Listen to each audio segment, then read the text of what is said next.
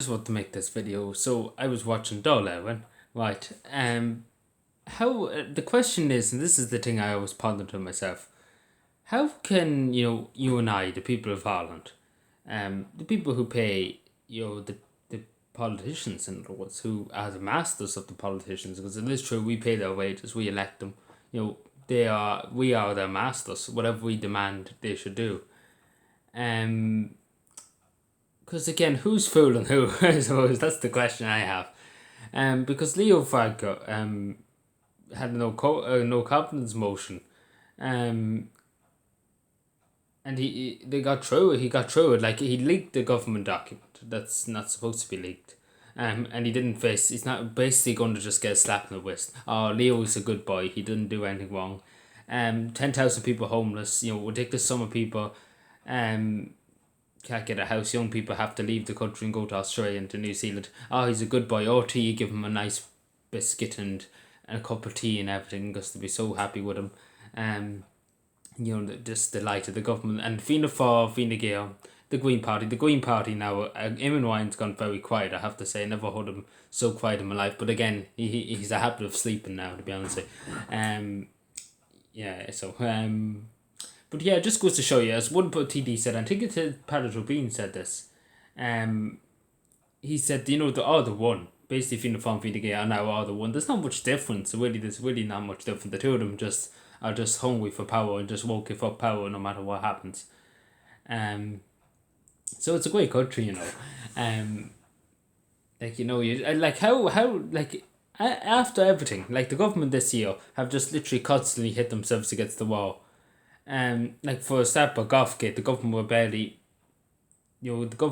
established, and they literally banged themselves against the wall 20 times over that. Like you know, how they survived that. It's a miracle. It's really a miracle. Because people calling for blood when that happened.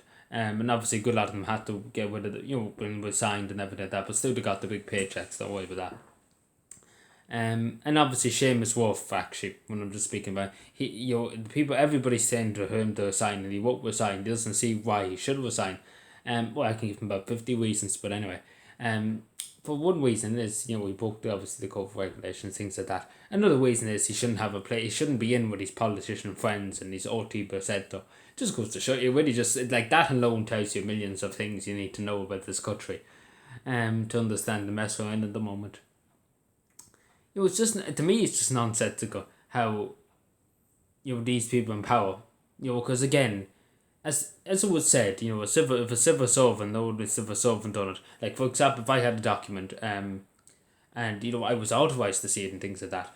And if I leaked it to the general public, I'd be probably massive. I'm not gonna lie to you. It's the same with anybody. Like, say if Tommy down the road got a government document and he wasn't supposed to, and he leaked it. And I'm just trying to say, if it was an only member of society or an only member of civil service, the local authorities, HSE, whatever, got a hold of this document, let's take for example, and leaked it to the press, let's say for example, the Irish Times, for example, they would obviously lose the position, they lose probably the pension. Like, honest to God, they wouldn't, and probably be sent to prison. And Leo is just getting a slap in the hand. Good boy, Leo, you did nothing wrong. And the one thing, actually, the Irish media, just to say, because RT covered it for a few minutes, and then they were like, "Don't look here, children. Look over to America. Look at Donald Trump. Look at him. Look at him. He's lost the election. He's whinging. Look at this. RT thinks they're great." Um, they think they're the top dogs. RT. They're just like, "Look at this. The counting's not finished yet, but look at this. Donald Trump has lost." It's a great country. It's how many times do I have to say this? Like, it's a brilliant country. It's a great country for the politicians, the bank holders, the bond holders, everybody who's in the elites. It's a great country. It's a great country. But for you and me, we have to put up with the government shenanigans. Because again, like, don't ask me how we got off with it. Like, he's just got a slap in the wrist, and everybody, like, literally on Twitter, people are saying for him to resign, and these are the taxpayer. These are the people who pay his wages. And he refuses. He utterly refuses. Because again, you think if this was any decent politician, they will say, the people have spoken. I handed my resignation. But no, again, because the overwhelming majority of people, nobody really, apart from Fine Gael supporters, nobody's barely said he should stay. I haven't seen one person on Twitter that said he should stay. It's a mess. It's just really like, how, fool me, what shame on you, fool me twice, what's the saying? Shame on me, fool me 3 times, shame on, I don't know what the saying is, but it's something like that. But how many times do we have to be fooled before something's done? Because again, Leo just basically got a good helmet off in the door, and that's really all. And also, when they had that vote, you and I had to spend €25,000 a day, right? Listen to this in the convention centre. €25,000 a day. Like what? Like seriously, where the where are they going off with the 20? Like honest to God, it wouldn't cost. You have to wonder. You really have. How does it cost 25,000 a day to put members of Dáil into the convention centre? These things have to be accessed. The expenses have to be shown. And obviously, when I was meant to say, Paolo Turbine, the Irish media overlooked this.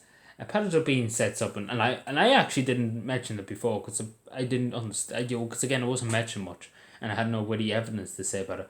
But Paolo Turbine mentioned about his friends meeting, when he was leaving as Taoiseach, when the COVID restrictions and things like that, were in place, and him having his cronies around his house, basically a party, and OT never mentioned it because again OT has a habit of not mentioning things. I think they might be a bit forgetful, they might be forgetting what country they live in, but possibly they just couldn't be, what that 10 million funded from the government of Ireland. Maybe so. We don't know. It's unconfirmed. It could be fake news, but I'm not too sure. And that's what OT be like. But it's obviously true that they just wasn't their funding. Because again, OT's not looking too healthy financially, which is a shame, isn't it? But anyway, enough being sarcastic and taking digs at the government. But again, you really just have to laugh and you really just have to wonder to yourself, when, in the name of God, is there ever going to be change in this country? Like seriously, it's just never. It's like you're I honestly, I don't know what to say about it. Because, how much has this government literally got off with murder? Literally, they could murder somebody broad day like me, whole Martin, sorry. And nothing be said about it, nothing be done about it. And if we done that, we'd be bloody. If we murdered somebody, we'd probably be given a medal. In this country, going by the way this society's working. And if we picked up, if we had to feed ourselves, if we were starving on the streets and we were in to get a bread roll, let's take for example, a store bread roll, would be put in prison and probably executed. Because this is the way the system's gone. Like, isn't that even funny? And because again, this is the system now. People who are doing things to try and survive are being absolutely prosecuted to the full extent. People who are doing drugs and things like that, drug dealers, things like that, nothing's being done about them. But yeah, great country,